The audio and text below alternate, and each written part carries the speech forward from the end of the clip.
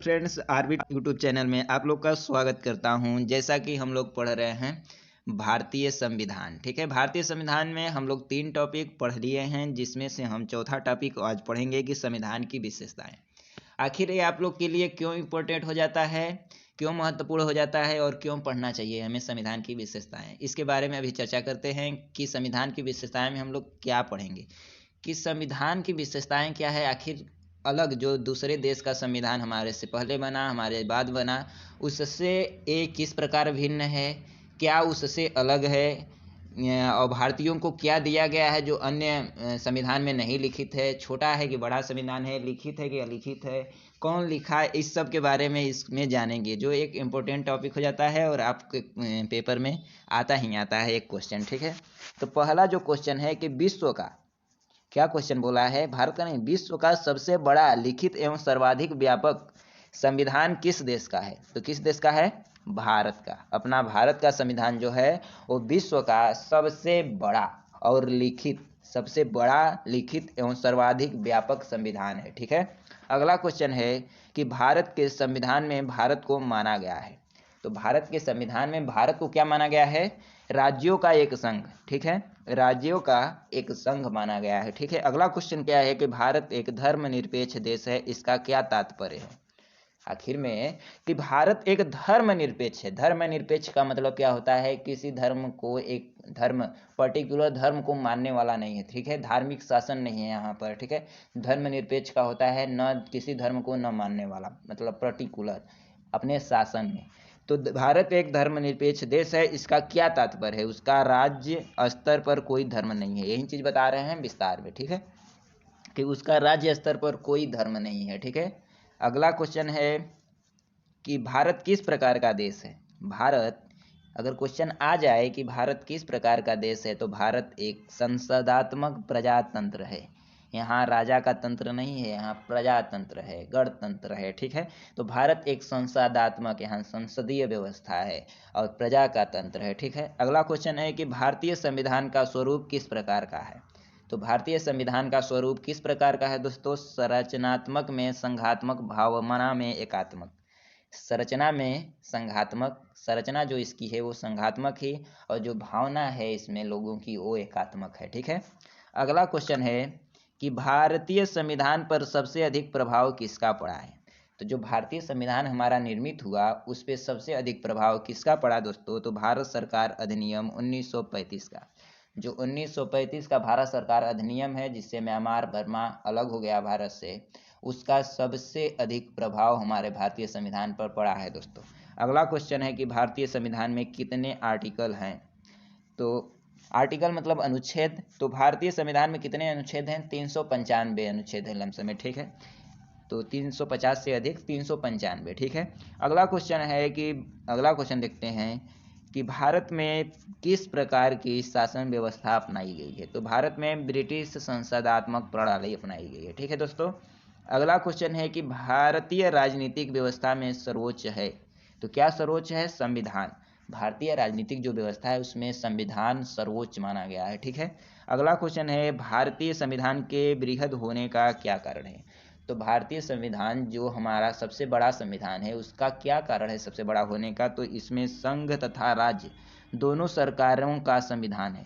संघ का भी है, राज्य का भी इसी में है। एक ही संविधान में संघों का भी संविधान लिखा गया है और राज्यों का भी लिखा गया है, इसलिए बहुत बड़ा है। ठीक है, अगला क्वेश्चन है कि भारतीय संविधान का अभिभावक कौन है। तो भारतीय संविधान का अभिभावक कौन है, तो सर्वोच्च न्यायालय को भारतीय संविधान का गार्जियन माना गया है। ठीक है, अगला क्वेश्चन है कि भारत में वयस्क मताधिकार की उम्र सीमा क्या है, तो 18 वर्ष। जब व्यक्ति हमारे भारत में 18 वर्ष का हो जाता है तो वो मत देने के लिए काबिल हो जाता है। ठीक है, अगला क्वेश्चन है कि भारतीय संघीय व्यवस्था की विशेषता क्या है। तो भारतीय संघीय जो भारतीय संघीय व्यवस्था है उसकी एक विशेषता क्या है, संविधान की सर्वोच्चता, संविधान की सर्वोच्चता। अगला क्वेश्चन है कि भारत के संविधान में संघीय शब्द की जगह किन शब्दों को स्थान दिया गया है। तो जो भारत के संविधान में संघीय शब्द की जगह किन शब्दों को स्थान दिया गया है, राज्यों का संघ।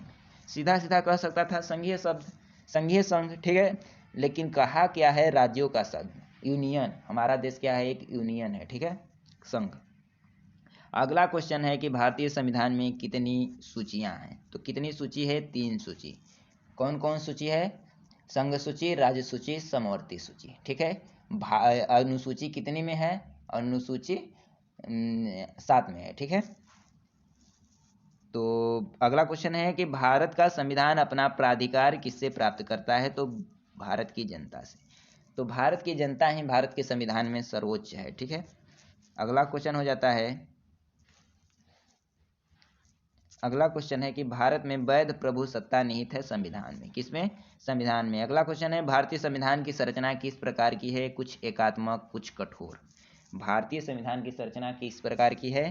कुछ एकात्मक है, कुछ कठोर है। अगला क्वेश्चन है कि लिखित संविधान की अवधारणा ने सर्वप्रथम कहाँ जन्म लिया? तो फ्रांस में। कहाँ दोस्तों? फ्रांस में। अगला क्वेश्चन है, तो लिखित, इसका कहने का मतलब क्या है कि लिखित जो संविधान है वो सर्वप्रथम कहाँ से स्टार्ट हुआ, प्रारंभ हुआ? तो फ्रांस से। ठीक है। अगला क्वेश्चन है कि अध्यात्मक शासन का उदय सर्वप्रथम किस देश में हुआ? तो जो अध्यात्मक शासन है वो सर्वप्रथम कहाँ से स्टार्ट हुआ, किस देश से? तो संयुक्त राज्य अमेरिका, यूएसए से। ठीक है दोस्तों। अगला क्वेश्चन हो जाता है कि भारतीय संघवाद को किसने सहकारी संघवाद कहा है? तो भारतीय संघवाद को किसने सहकारी संघवाद कहा है? जी ऑस्टिन। जी ऑस्टिन। ये अपने देश का नहीं है, अन्य देश का है। एक लेखक है, एक विद्वान है। ठीक है। उसने भारतीय संघवाद को क्या कहा है? सहकारी संघवाद। ठीक है। अगला क्वेश्चन है, कौन सी विशेषता भारतीय संघ और अमेरिकी संघ दोनों में पाई जाती है? में साझी है का मतलब कि पाई जाती है। तो कौन सी विशेषता है जो भारतीय संघ और अमेरिकी संघ दोनों में साझी है? वो संविधान की व्याख्या के लिए संघीय उच्चतम न्यायालय। ठीक है। संविधान की व्याख्या के लिए संघीय उच्चतम, जो संविधान की व्याख्या करता है उच्चतम न्यायालय मतलब सुप्रीम कोर्ट। ठीक है। वो दोनों की विशेषता है, अपना भारत की और अमेरिका की। ठीक है। अगला क्वेश्चन है, भारत में सर्वोच्च माना गया है किसे? तो भारत में सर्वोच्च किसे माना गया है? संविधान को। संविधान से बड़ा कोई नहीं है। ठीक है। और संविधान का रक्षक कौन है? Supreme court. कौन है? Supreme court. संविधान का गार्जियन कौन है? Supreme court. ठीक है दोस्तों। अगला क्वेश्चन है, भारतीय संविधान का आप किस प्रकार वर्णन करेंगे? अगर लिख दिया जाए आपको कि भारतीय संविधान का वर्णन कीजिए दोस्तों, तो कैसे वर्णन करोगे? इतनी अपना कमेंट बॉक्स में एक शब्द लिख देना। तो कैसे वर्णन करोगे? एक शब्द में, एक लाइन में। ठीक है।